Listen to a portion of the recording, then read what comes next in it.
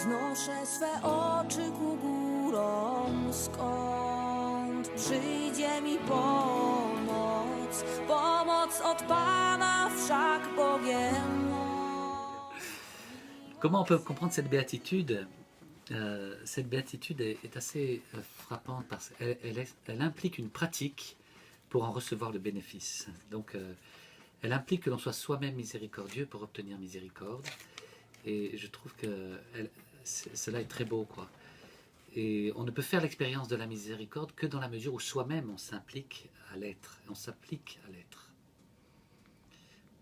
En ce sens, je pense que c'est extrêmement important pour les jeunes, en particulier au JMJ, puisque en les invitant à vivre cette béatitude, on les invite à mettre en pratique la miséricorde. Et du coup, l'expérience n'est pas simplement affective ou émotive, elle implique un rapport aux pauvres, un rapport aux autres, et du coup, en faire l'expérience pour soi, se découvrir pauvre, mais aimer.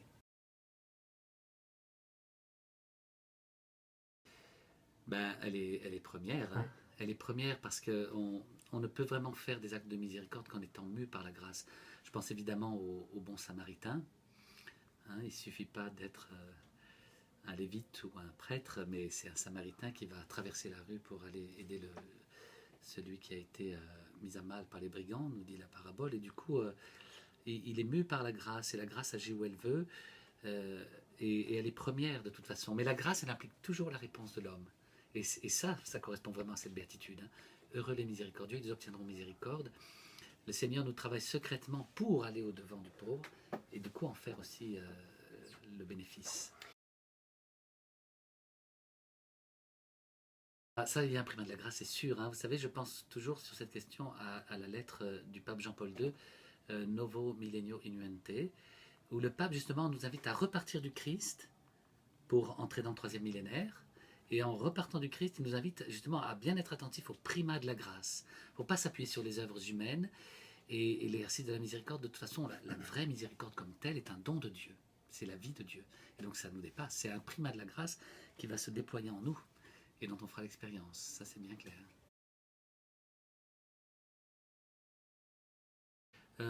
À mon avis, la miséricorde en elle-même nous garde de cela parce que la miséricorde est comme associée à la dimension de l'humilité. Et donc on ne peut pas se targuer de faire miséricorde où on fait déjà fausse route.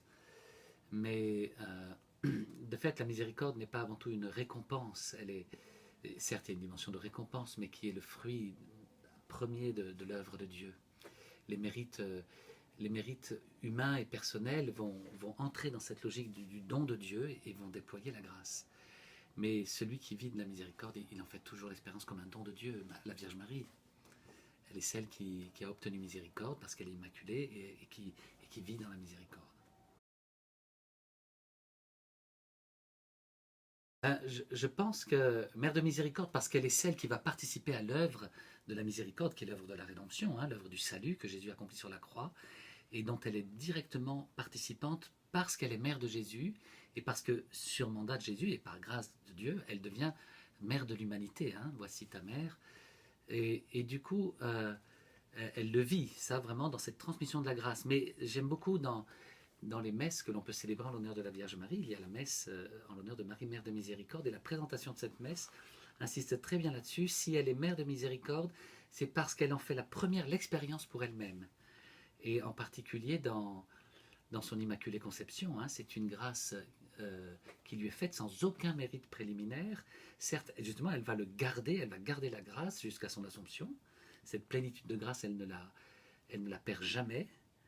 Mais elle en fait l'expérience toujours comme un don premier de Dieu. Et donc elle fait l'expérience de la miséricorde pour elle. Le fait qu'elle soit immaculée, c'est une miséricorde qui lui est faite, la plus grande, puisque non seulement elle ne pêche pas, mais elle est préservée du péché. C'est l'expérience de Thérèse qui dit, elle fait l'expérience que le Seigneur a enlevé la pierre qui l'aurait fait chuter sur le péché mortel. Thérèse de Lisieux, la petite Thérèse dit, moi, le Seigneur m'a fait miséricorde, il a enlevé la pierre avant que je ne bute dessus. Pour la Vierge Marie, c'est ça... j'allais dire, en plénitude dans son Immaculée Conception.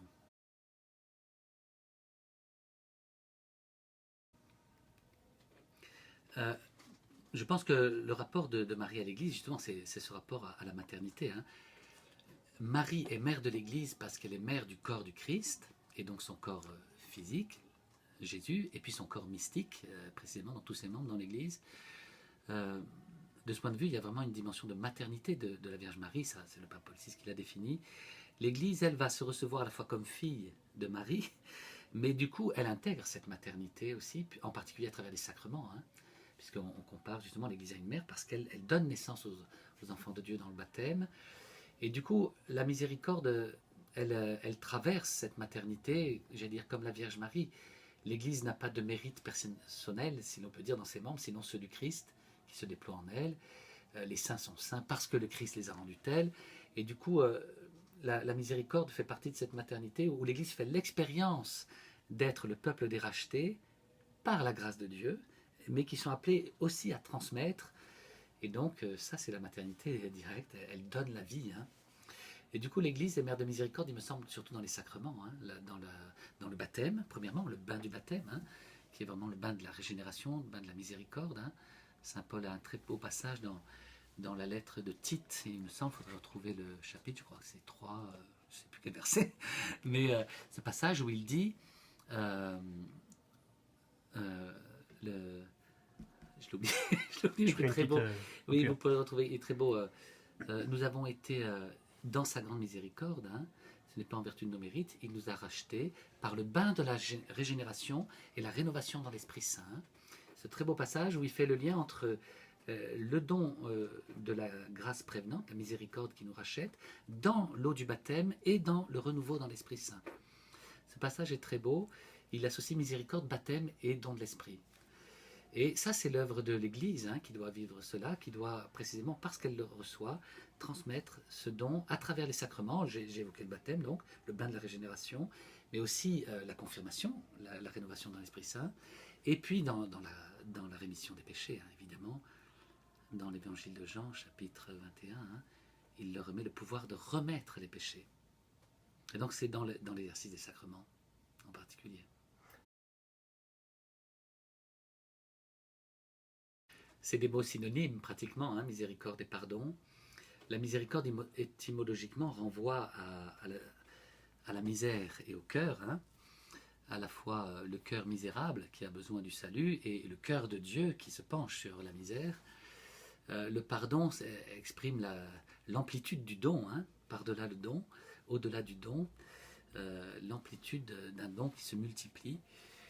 Le pardon des péchés fait l'expérience de cette miséricorde, de cette bienveillance du cœur de Dieu. Quand on va se confesser, quand on reçoit le sacrement de la réconciliation, quand on reçoit le pardon de nos péchés, on fait l'expérience de cette surabondance du cœur de Dieu qui se penche sur notre misère. Hein.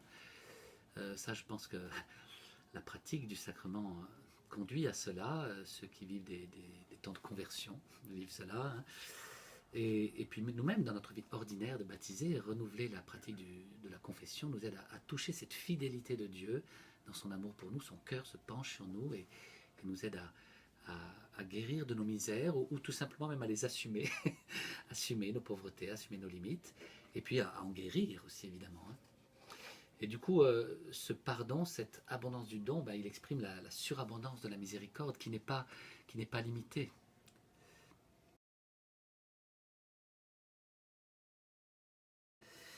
Oui, les deux rayons du tableau sont très beaux, ils sont la particularité du tableau. Si on enlève les deux rayons du tableau, il reste Jésus qui nous bénit. On peut retrouver ce genre de statue dans toutes nos églises.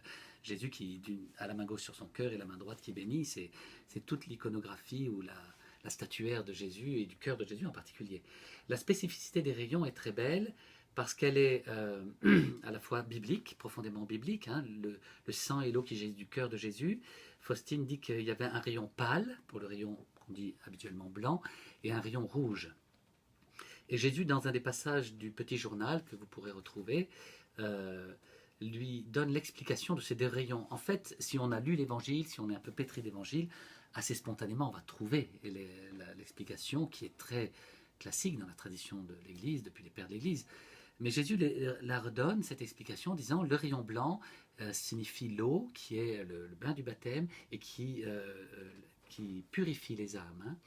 Et puis le sang, le rouge, qui signifie le sang, qui est la vie des âmes. Hein. Dans l'Ancien Testament, il y a ce passage où Dieu dit, à propos de l'humanité, le sang, c'est la vie. Hein.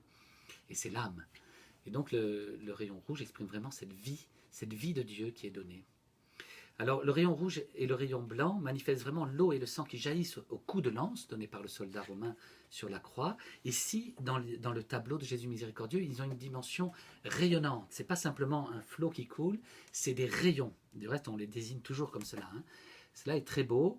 Ça renvoie à la prophétie de Malachie, au chapitre 3 du prophète Malachie. Il y a un verset qui est très beau. « Pour vous qui craignez mon nom, le soleil de justice paraîtra, portant la guérison dans ses rayons. » Ce verset est très beau, ou dans son rayonnement. Et donc le rayonnement, c'est-à-dire qu'ici, c'est plus seulement de l'eau et du sang qui coulent d'un corps mort sur la croix, c'est un rayonnement de lumière aussi, on pourrait dire de vie, qui jaillit du corps du ressuscité. Et là, c'est très beau parce que, du reste, le peintre l'a assez bien exprimé dans les différentes formes du tableau qui existent. Les peintres en général l'expriment assez bien. C'est un rayonnement qui a vocation à se répandre sur l'univers entier.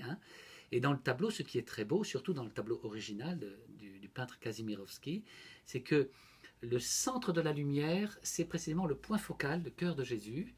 Et il y a comme une diffusion de la lumière à travers les rayons en particulier.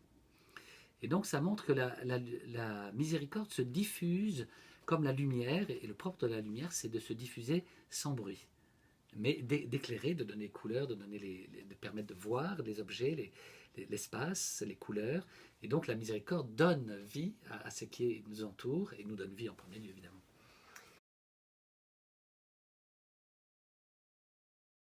Oh ben, c'est le cœur, évidemment. Il y a un lien qui est logique, qui, on pourrait dire, est structurel dans l'histoire. Il y a comme des étapes. C'est très beau. Là, je ne suis pas assez spécialiste pour vous le résumer en 5 minutes, mais on peut quand même voir que dès les premiers temps de l'Église, les pères de l'Église, les grands spirituels, les grands théologiens qui ont médité sur l'évangile du cœur transpercé, dans Saint Jean chapitre 19, ou à la notion de cœur de Dieu, qui apparaît quand même fréquemment dans la Bible, eh bien, ils ont fortement rattaché cette dimension. Le cœur de Dieu, c'est le cœur du Christ.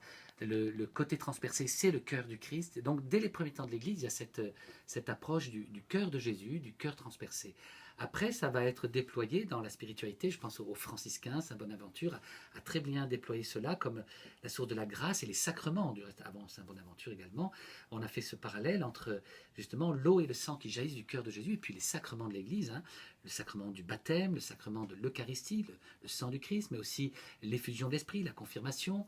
Le cœur blessé, c'est le cœur qui a pris sur lui nos blessures. Donc c'est aussi, on pourrait dire, l'onction des malades. Le cœur de Jésus a été blessé de nos blessures, ainsi de suite. C'est aussi le cœur sponsal, le cœur amoureux de Jésus qui s'unit l'Église.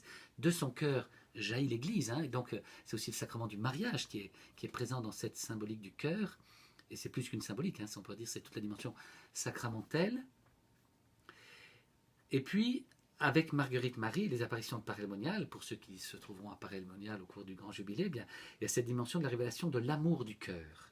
L'amour du cœur, les sacrements sont vraiment, on pourrait dire, le signe efficace. Il ne faut pas oublier que derrière tous ces signes efficaces des sacrements, il y a une efficacité d'amour. C'est ça que Jésus a voulu rappeler. Ce n'est pas avant tout un salut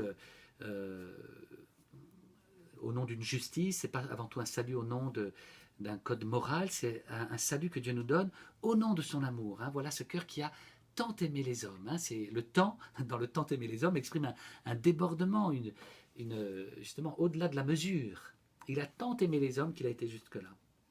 Avec Marguerite Marie, donc on est dans cette dimension de la surabondance de l'amour, du cœur transpercé, avec les apparitions de Sainte Faustine et le message de la miséricorde. Le message il est vrai, plus focalisé sur la question de la miséricorde, comme j'allais dire une réalité divine avant tout. Dieu est miséricorde, et puis une miséricorde que l'homme est invité à accueillir et à vivre. Heureux les miséricordieux, ils obtiendront miséricorde. Mais il y a un lien profond, et le tableau l'exprime très bien, avec le cœur de Jésus, et la spiritualité complètement liée. C'est comme si, à Paray-le-Monial, Jésus montrait son cœur en nous disant, voilà ce cœur qui a tant aimé les hommes, et c'est comme si, avec Marguerite Marie et la miséricorde, on entrait dans ce cœur. Et puis on va découvrir ce qui habite ce cœur, eh bien cette vie de Dieu, que symbolise l'eau et le sang, cette vie de Dieu, et cette vie de Dieu qui est miséricorde. Là, il faut se pencher sur l'encyclique du pape Jean-Paul II, Dieu riche en miséricorde. Hein. Le pape a très bien déployé tout ce mystère de la miséricorde, précisément en nous invitant à découvrir que Dieu est miséricorde.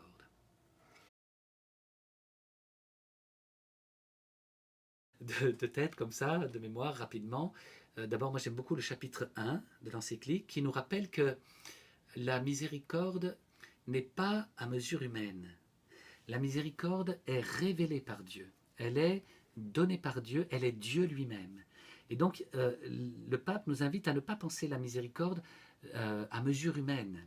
Elle est avant tout un don de Dieu et elle se révèle.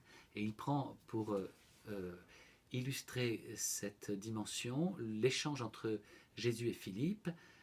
Qui m'a vu a vu le Père, dit Jésus à Philippe. Hein. Et donc Jésus est vraiment le visage du Père miséricordieux. Et donc c'est très beau parce que quelque part on voit que le Père éternel n'est pas seulement un ancien, un vieillard, aussi sage soit-il, il est aussi un jeune homme, Jésus, qui a 33 ans, qui dit à Philippe, qui m'a vu a vu le Père. Et sur le visage de Jésus, on voit la miséricorde de Dieu apparaître. Hein. Et le pape François a très bien repris cela dans la lettre, hein, Vultus Misericordiae, le visage de la miséricorde, c'est Jésus. Et donc, ce passage-là est très beau. Hein. Ça veut dire que pour nous, pour vivre la miséricorde, on ne peut pas s'appuyer que sur nos forces humaines. On parlait tout à l'heure des mérites. Précisément, la miséricorde, on ne va pas pouvoir la vivre à la force du poignet. Elle demande d'être ouvert au primat de la grâce. Parce que Dieu est miséricorde et c'est lui qui nous permettra de vivre la miséricorde. Le deuxième passage que je trouve très beau, alors c'est assez long, mais je l'évoque pour que ceux qui veulent lire le texte prennent le temps de s'y plonger, c'est tout le rapport que le pape fait à l'enracinement dans l'Écriture.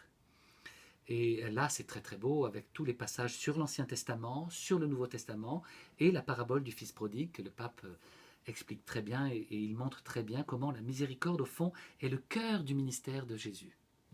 Et puis, je vous renvoie là à la note 52 de l'encyclique qui est très belle parce que là, le pape va montrer dans l'Ancien Testament les racines étymologiques du mot miséricorde. C'est une note qui est très connue, qu'on reprend très souvent, mais qui montre comment, c'est très beau, dans l'étymologie, on fait apparaître une dimension profondément spirituelle et anthropologique de la miséricorde. Dieu est miséricordieux comme un père, comme un homme, au nom d'un contrat, d'une alliance. Dieu fait alliance avec le peuple. Et donc c'est un contrat moral qui engage au nom de l'alliance dans laquelle on s'est impliqué.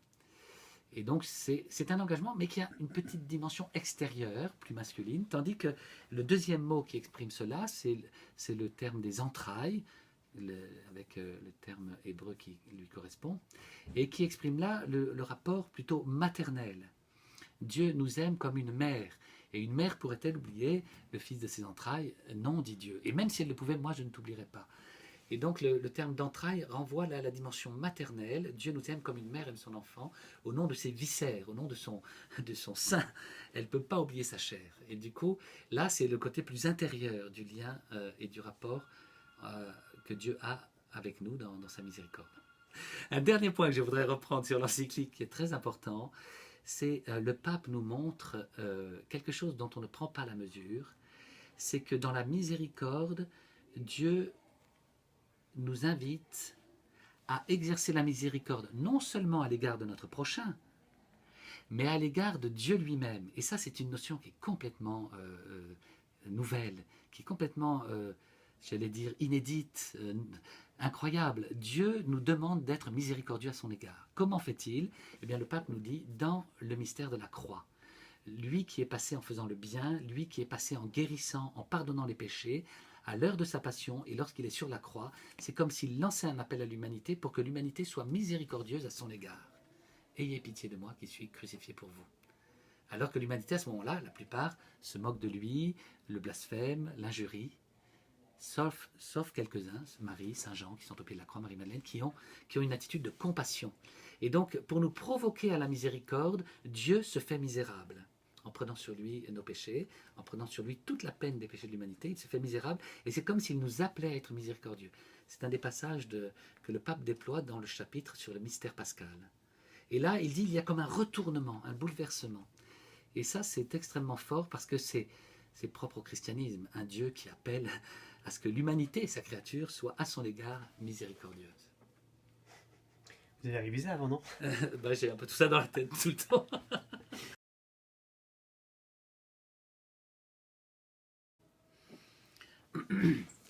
Bah, la miséricorde, moi je l'ai expérimenté personnellement d'abord par un chemin de conversion dans mon adolescence, à la fin de mon adolescence, comme pas mal de jeunes aujourd'hui, alors que j'avais beaucoup reçu dans une famille chrétienne, mais dont je m'étais, un héritage dont je m'étais éloigné. J'ai fait l'expérience que dans ma misère, Dieu venait me sortir de là, et avec une bienveillance que je ne soupçonnais pas. On porte tous en nous, je crois, le regard, la crainte en tout cas, d'un regard justicier de Dieu qui, à juste titre parfois, précisément, va nous reprocher nos péchés. Et là, dans mon péché, j'ai fait l'expérience d'un regard non seulement qui ne me jugeait pas, mais qui était bienveillant et qui m'aidait à en sortir. Parce que ce n'était pas mon bien de rester dans mon péché. Et donc ça, c'est une dimension de la miséricorde, de la bienveillance étonnante de Dieu qui nous précède, qui ne nous juge pas et qui nous aide à en sortir. Voilà, ça c'est le premier aspect qui m'a habité dans un chemin personnel, plus large, sans que j'ai entendu parler de Sainte Faustine. Ce qui m'a beaucoup touché, c'est après la rencontre avec Sainte Faustine. Alors ça, c'est une histoire un peu personnelle, effectivement.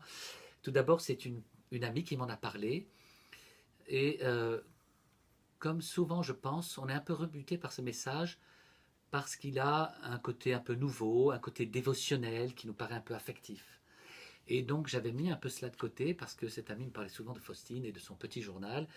Et moi j'étais, voilà, une dévotion de plus ne m'intéressait pas tellement. J'étais fixé sur Jésus et j'avais envie de suivre Jésus et ses dévotions me semblaient encore un peu surannées, quoi. Et alors ce qui m'a beaucoup touché, c'est que j'étais séminariste à Rome à l'époque et à Pâques, j'étais rentré dans mon diocèse à Marseille et le dimanche de Pâques, j'étais dans ma paroisse et j'avais été invité à manger chez une personne qui, innocemment, à la fin du repas, me dit « Mais vous savez, Père, que Faustine va être béatifiée dimanche prochain à Rome. » Alors là, j'étais un peu subjugué, parce que j'avais une très grande admiration pour Jean-Paul II. Je ne pouvais pas douter un instant que Jean-Paul II pose de bons actes, et dans ses choix, par exemple, de canonisation, de béatification. Et là, elle m'apprenait que cette religieuse Faustine, polonaise, qui parlait de la miséricorde, qui me semblait un peu surannée, eh bien, le pape allait la béatifier. Ce pape polonais. Et alors, ça m'a interpellé, et comme je rentrais à Rome le soir même pour reprendre les cours le lendemain, eh bien, j'étais à Rome la semaine suivante, et j'étais donc sur la place Saint-Pierre le jour de la béatification de Faustine. Et là, j'ai été complètement subjugué de voir l'ampleur du phénomène.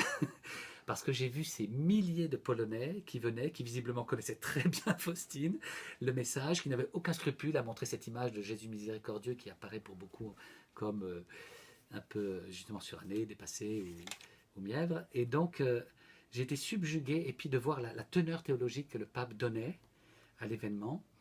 Et du coup, je me suis plongé sur, j'ai lu le petit journal, j'ai lu sur Faustine, et comme j'étais dans mon année enfin j'approchais de mon année diaconale, j'étais ordonné diacre, ça c'était, la béatification était, autant je me souviens, en avril, j'étais ordonné prêtre en juillet, et l'année suivante, pour mon ordination sacerdotale, eh bien, j'ai pu demander à mon évêque d'être ordonné pour la fête de la miséricorde le dimanche suivant, le dimanche de la miséricorde en 1994. Et du coup, c'est vrai que j'ai été profondément touché par, dans mon sacerdoce, je vis beaucoup de cela, et puis j'ai diffusé le message, et j'ai eu beaucoup d'occasions d'en parler, d'approfondir. Voilà, ce message de la miséricorde, et il habite un peu ma vie sacerdotale.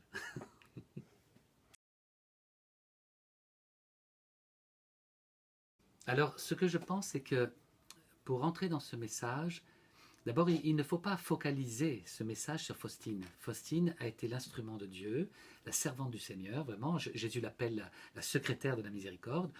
Une secrétaire dans une entreprise, c'est pas le chef d'entreprise. Donc, il ne faut pas se focaliser sur la secrétaire, même si elle est admirable, elle est vraiment admirable, justement de persévérance, de fidélité, d'amour du Seigneur, d'amour des pauvres. Il faut se focaliser sur le message lui-même, sur ce qu'il nous dit, la miséricorde. Et puis, je pense que si on veut regarder les personnes qui en sont les intermédiaires, ben, effectivement, il faut regarder Faustine, mais alors, il faut indissolublement regarder aussi Jean-Paul II.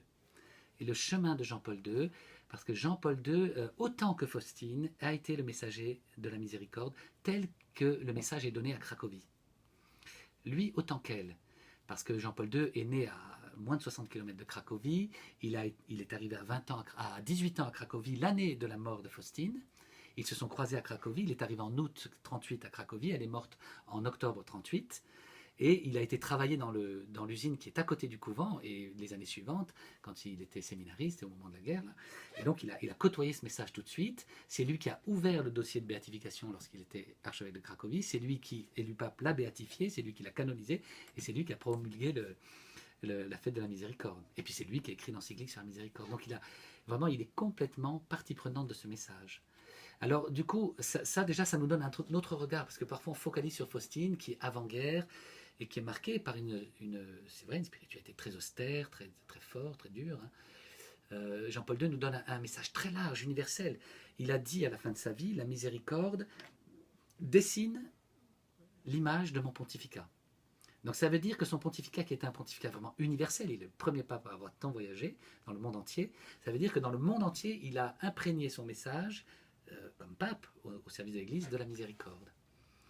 Et puis je pense qu'après, au-delà de la figure de ces deux grands saints, eh bien, le message de miséricorde est vraiment le message universel. Et ça, Benoît XVI l'a bien montré, la miséricorde est au cœur du dépôt de la révélation. Elle n'est pas à côté, ce n'est pas une dévotion à côté.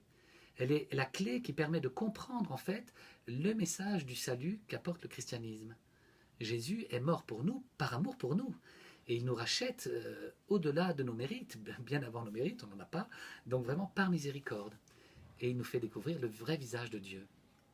Et donc ça donne une clé d'interprétation de tout le message du christianisme, j'allais dire jusqu'à la fin des temps. Et du reste, le pape nous invite à entrer dans... J'ai été assez touché, c'est que Sainte Faustine est la première canonisée du jubilé de l'an 2000. Et donc elle est celle que le pape nous donne comme exemple pour entrer dans le 3e millénaire. Et la miséricorde doit vraiment nous aider à qualifier notre manière d'aborder l'évangélisation, par exemple, en particulier. La question de la répétition, elle est vraie pour le chapelet à la Vierge Marie. Le chapelet de la Vierge Marie, c'est la même chose, on répète. Donc ça, c'est pas un argument par rapport au chapelet de la miséricorde divine. Moi, je pense, ce qu'il faut bien voir, c'est que par rapport au message, c'est vrai qu'on réduit parfois ce que Faustine a donné aux actes de dévotion que le Seigneur lui a proposés. L'heure de la miséricorde à 15h, le chapelet de la miséricorde, en particulier dans la neuvaine qui va du vendredi saint au dimanche après Pâques, la fête de la miséricorde. Alors là, avec la fête de la miséricorde, on bascule de la dévotion à la liturgie. C'est déjà important, parce qu'on passe du culte privé, de la dévotion privée, à la liturgie publique. Jésus demande que l'image soit célébrée de manière solennelle et de manière publique, plusieurs fois, en parlant de l'image. Et puis en parlant de la fête, il demande que ça soit vraiment le dimanche après Pâques, et maintenant ça fait vraiment partie de la liturgie, puisque Jean-Paul II l'a instauré comme dimanche de la miséricorde. Donc ça fait partie. Donc là on bascule dans un autre domaine déjà, celui de la liturgie, qui est un domaine public, la prière publique de l'Église. Et puis, donc au niveau du tableau aussi, alors ça, le tableau a fait beaucoup couler d'encre, hein, ça ferait l'objet d'un autre propos, mais le tableau aussi a apporté quelque chose de dévotionnel, c'est quelque chose de nouveau, une icône nouvelle, un tableau nouveau.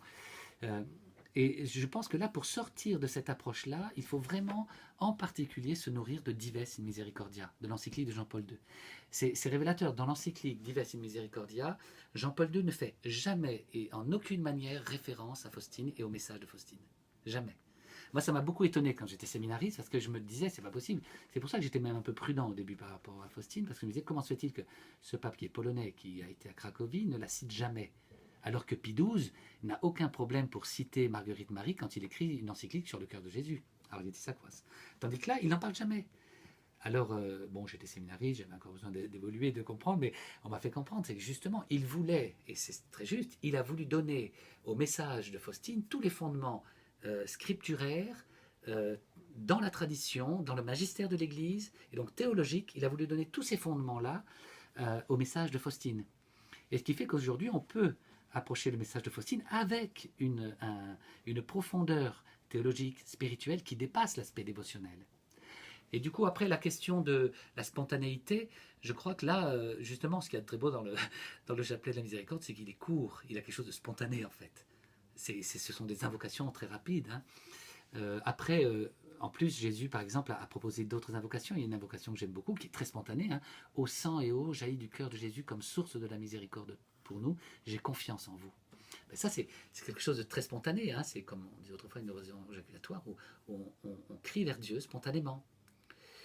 Et puis, ce que je trouve très beau, par exemple, dans le tableau, le tableau est une invitation spontanée à prier le Seigneur. Alors, on pourrait parler du tableau encore une fois sur l'approche iconographique et esthétique.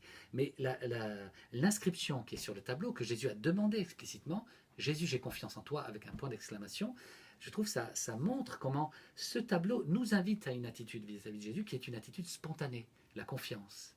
Et au fond, derrière le message de la miséricorde, il y a une attitude de fond qui apparaît dans cette inscription et à travers tout le petit journal de Faustine, c'est la confiance. La confiance est l'attitude spirituelle qui permet de comprendre, d'accueillir et de vivre la miséricorde.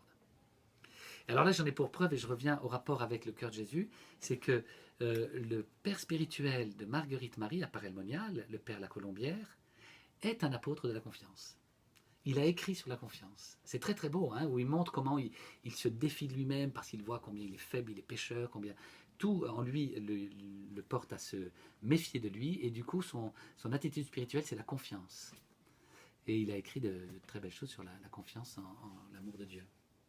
Et donc je pense que c'est là qu'on sort de la question justement de la dévotion ou de quelque chose de trop formel pour entrer dans quelque chose de beaucoup plus spontané, effectivement, la relation de confiance. Il faut le faire, hein, moi j'aime bien le faire, mais le chapelet n'est pas le tout du message. Hein. D'abord il y a les invocations, il y a le chapelet, il y a la neuvaine, il y a la fête, il y a le tableau, et puis après il y a les actes. Hein. Jésus dit il faut la prière, il faut les paroles, il faut les actes. Il dit bien, il redit à Faustine à un moment les trois, hein, prière, parole et acte. Hein. Le bon samaritain, qui est donné en exemple comme attitude de miséricorde précisément, eh bien, il a posé un acte. Hein. Il n'a pas dit son chapelet à la miséricorde divine devant celui qui a été blessé, il le prend sur sa monture et il l'amène à l'auberge.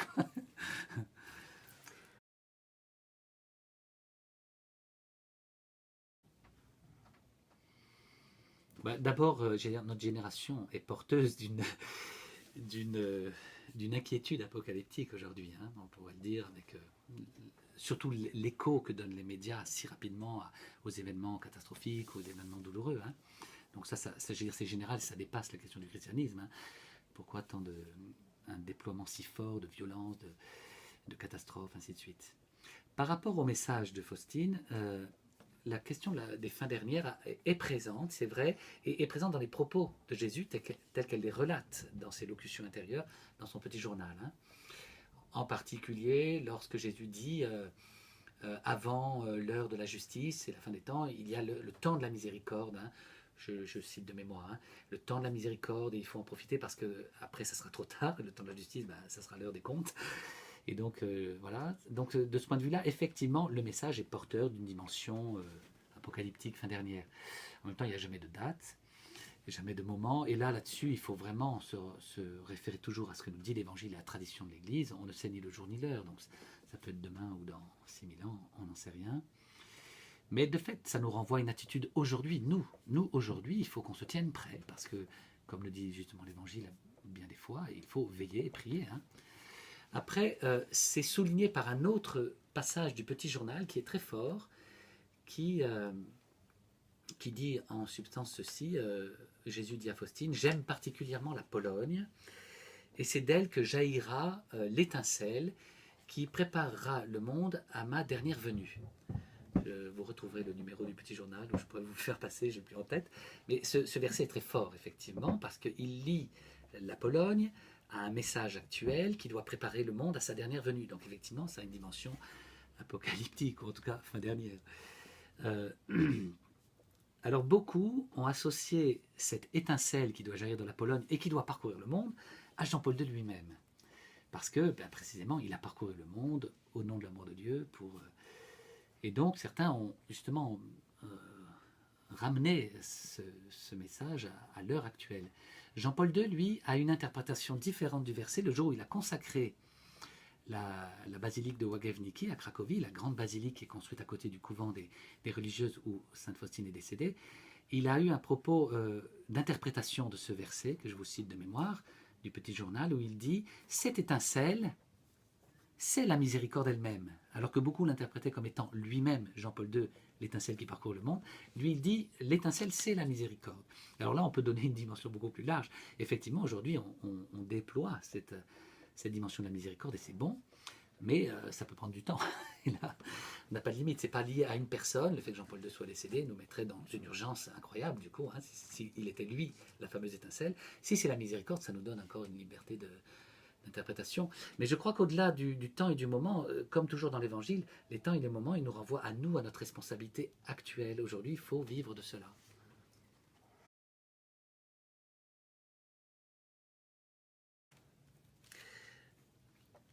Jésus le dit à Faustine, hein, je l'ai cité il y a un instant, pour exercer la miséricorde, je te donne 3 moyens, la parole, la prière et les actes. Hein.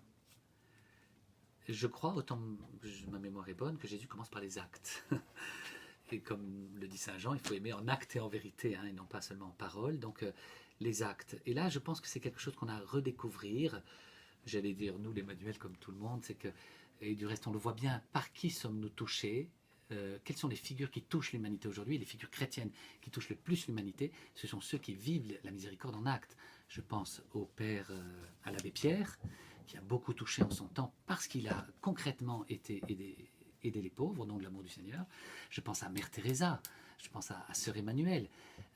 Quand Jésus dit à Mère Teresa, sois ma lumière, c'est bien ça, hein, c'est la lumière qui rayonne de la miséricorde au cœur des bidonvilles de Calcutta. Elle a vraiment posé en acte la miséricorde, même si elle ne l'a pas fait directement au nom d'un message, c'est celui de l'Évangile. Au fond, là, on voit bien que la miséricorde est le message de Cracovie, c'est le message de l'Évangile. Hein. Et donc, ce sont les actes. Et je crois que là, c'est très fort. Il faut qu'on soit capable, nous, comme chrétiens, comme catholiques aujourd'hui, de repenser l'évangélisation à travers les actes de miséricorde. Et je trouve que, effectivement, la perspective du jubilé de la miséricorde est forte en ce sens. Elle nous invite à poser des actes de miséricorde. Et encore une fois, les paraboles de l'évangile nous renvoient à cela. Hein. Qui est mon prochain ? Mon prochain, c'est celui dont je me fais proche. Et donc, c'est à moi de poser des actes pour me rapprocher de ceux qui sont dans le besoin. Après, il y a la parole, alors le témoignage explicite, l'évangélisation, qu'elle soit de rue ou personnelle, en face à face, qu'elle soit en famille ou qu'elle soit au bureau, ou qu'elle soit sous toutes ses formes, l'évangélisation par la parole, le témoignage verbal explicite, hein, qui peut nous conduire loin, et parfois loin, qui peut nous coûter, parce qu'il peut nous coûter une place, la vie pour certains. Hein. Aujourd'hui, on le voit plus que jamais. Hein. Et donc, témoigner de la miséricorde en acte. Il y a des très beaux passages dans l'encyclique de Jean-Paul II, Dives in Misericordia, sur le fait de ne pas perdre certains mots de notre vocabulaire. Parce que le mot de miséricorde, dit-il, fait peur ou passe pour désuet aujourd'hui. Or, il est un mot qu'il faut garder. Parce que notre génération a peur de la miséricorde, elle effraie un peu. Eh bien, il faut ne pas perdre ce mot parce qu'il a une valeur propre. La valeur justement de cordiale. La miséricorde, montre la valeur cordiale de l'amour de Dieu pour ceux qui sont pauvres. Hein. Et puis après la prière, évidemment, c'est là qu'on rejoint le message de Faustine à travers à la fois la dévotion privée et la liturgie publique de l'Église. La prière publique de l'Église intègre plus maintenant encore cette dimension de la miséricorde.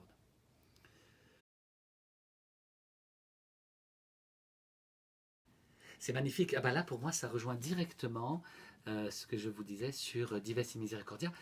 Jésus ne nous invite pas à être gentils. C'est bien d'être gentil, on est d'accord. Hein, un chrétien qui ne serait pas gentil, c'est pas un bon chrétien. Mais c'est plus que ça. Jésus nous invite à être miséricordieux comme le Père est miséricordieux. Ça veut dire qu'il y a une dimension divine de la miséricorde. Et c'est le propre de Dieu d'être miséricordieux. Et en nous donnant ce verset comme axe du grand jubilé, le pape nous renvoie à cette dimension de la révélation. Ça veut dire qu'il faut, ce qui est révélé est donné. Il faut nous-mêmes accueillir pour nous-mêmes d'abord la miséricorde. Il faut la découvrir, l'approfondir. C'est pas inné, c'est pas spontané à tout point de vue. Ça nous demande de nous y ouvrir personnellement. On peut se fermer à la miséricorde, justement. Et donc, soyez miséricordieux comme votre Père est miséricordieux. Ça met la barre très haut. Ça met la barre très haut, mais ce n'est pas impossible parce que, justement, le pape le dit, il faudra s'appuyer sur la grâce, il faudra reconnaître que ça passe par des choses simples. Mais c'est bien à la mesure de Dieu qu'on doit vivre la miséricorde, comme le Père est miséricordieux. Il fait lever, lui, son soleil sur les justes et sur les injustes et pleuvoir sur les bons et sur les méchants. On n'a pas beaucoup parlé du tableau. Le tableau, il y a des choses magnifiques à dire. Et moi, je trouve que le tableau est dévalué par rapport à ce qu'il porte. Et surtout que moi, je n'aime pas, parce qu'en fait, il faut écouter l'émission que j'ai fait avec Violetta pour Radio Notre-Dame sur le tableau. Le tableau de Kazimierowski, c'est autre chose, quoi. Et c'est pas celui qu'on... Vous le connaissez, le tableau de Kazimierowski? C'est le premier, celui-là. Hein. Bah, ouais, c'est le seul qu'elle a connu. Faustine n'a connu que celui-là. Voilà. J'aime bien tous les autres, c'est très bien tous les autres.